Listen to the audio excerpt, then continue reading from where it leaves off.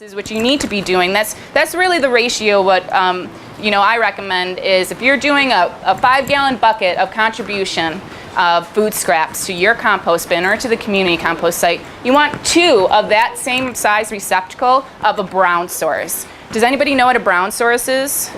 What is it? It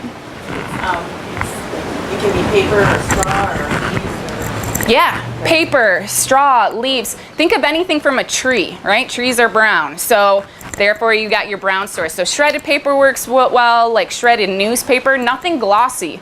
So no magazines. That gloss is made of petroleum and is made of oil, and it does not break down well in the composting process. But shredded paper is totally okay. Leaves, and you want to stockpile that type of stuff in the fall when we have an abundance of it, so that you can use it in the summer when you're making your food contributions. If you don't have that brown source, you will have problems. Odors and whatnot. Yeah.